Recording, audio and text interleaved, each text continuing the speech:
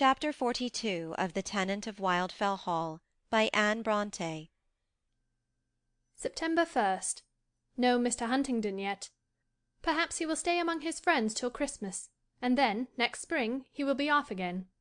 If he continue this plan, I shall be able to stay at Grassdale well enough. That is, I shall be able to stay, and that is enough. Even an occasional bevy of friends at the shooting season may be borne, if Arthur gets so firmly attached to me, so well established in good sense and principles, before they come, that I shall be able, by reason and affection, to keep him pure from their contaminations. Vain hope, I fear; but still, till such a time of trial comes, I will forbear to think of my quiet asylum in the beloved old hall.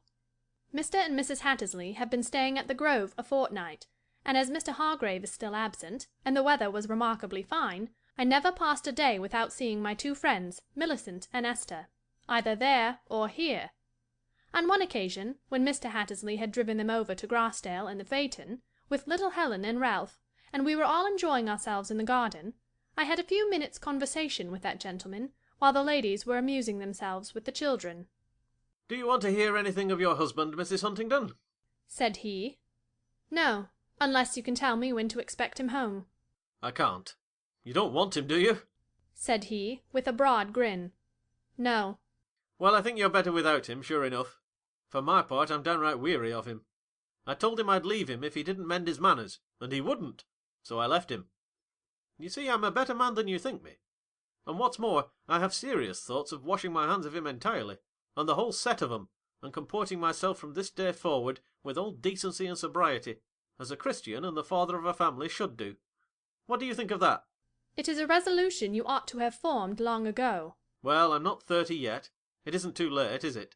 "No, it is never too late to reform, as long as you have the sense to desire it, and the strength to execute your purpose." "Well, to tell you the truth, I've thought of it often and often before.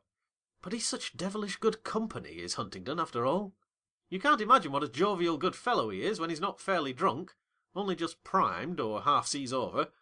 We all have a bit of a liking for him at the bottom of our hearts, though we can't respect him." "But should you wish yourself to be like him?" "No, I'd rather be like myself, bad as I am." "You can't continue as bad as you are, without getting worse and more brutalized every day, and therefore more like him." I could not help smiling at the comical, half angry, half confounded look he put on at this rather unusual mode of address.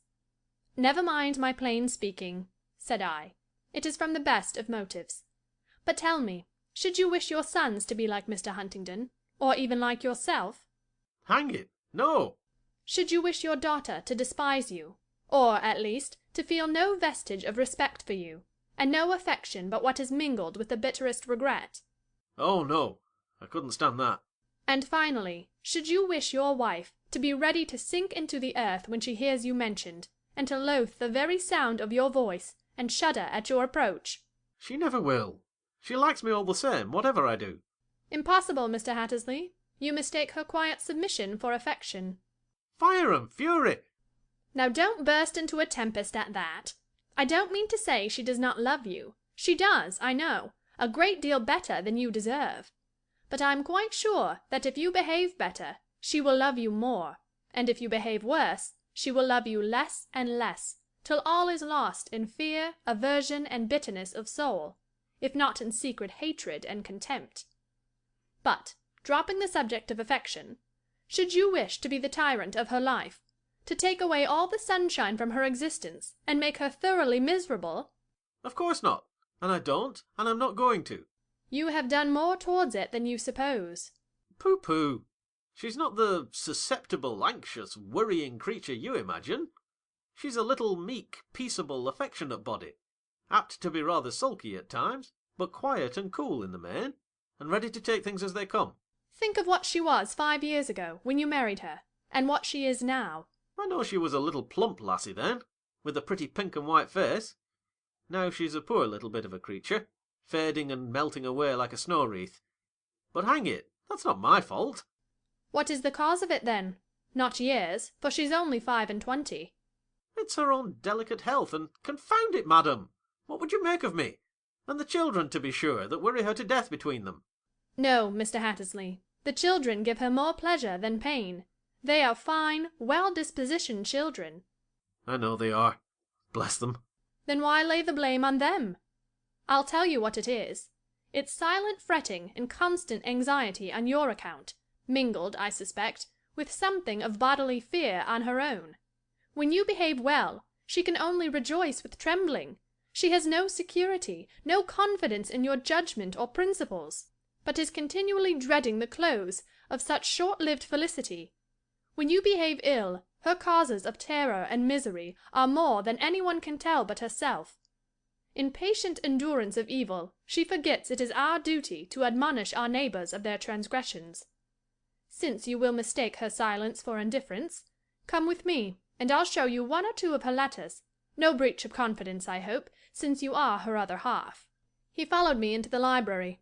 I sought out and put into his hands 2 of Millicent's letters, one dated from London, and written during one of his wildest seasons of reckless dissipation, the other in the country, during a lucid interval. The former was full of trouble and anguish, not accusing him, but deeply regretting his connection with his profligate companions, abusing Mr. Grimsby and others, insinuating bitter things against Mr. Huntingdon, and most ingeniously throwing the blame of her husband's misconduct onto other men's shoulders. The latter was full of hope and joy, yet with a trembling consciousness that this happiness would not last, praising his goodness to the skies, but with an evident, though but half-expressed wish, that it were based on a surer foundation than the natural impulses of the heart, and a half-prophetic dread of the fall of that house so founded on the sand, which fall had shortly after taken place, as Hattersley must have been conscious while he read.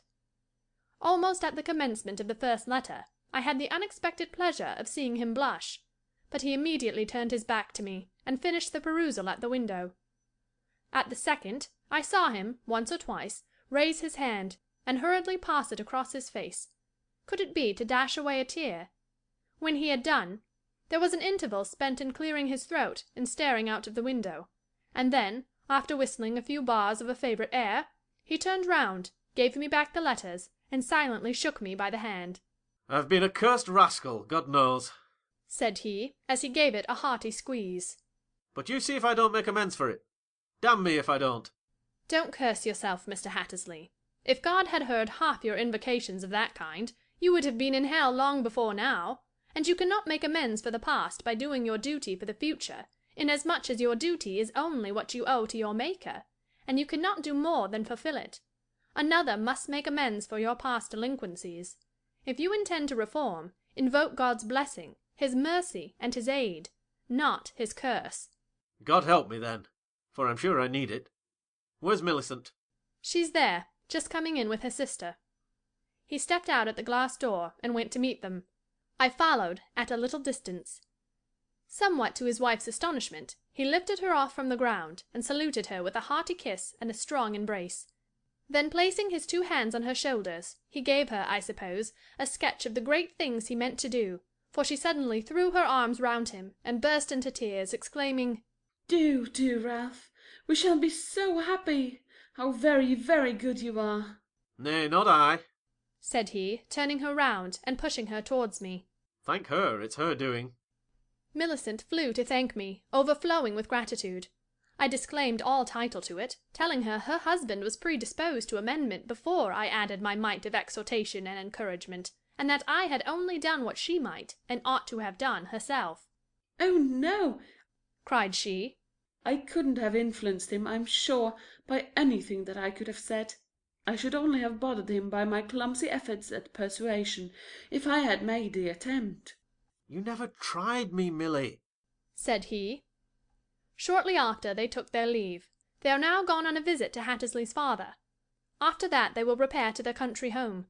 I hope his good resolutions will not fall through, and poor Millicent will not be again disappointed. Her last letter was full of present bliss, and pleasing anticipations for the future, but no particular temptation has yet occurred to put his virtue to the test. Henceforth, however, she will doubtless be somewhat less timid and reserved, and he more kind and thoughtful. Surely, then, her hopes are not unfounded, and I have one bright spot at least whereon to rest my thoughts. End of Chapter 42.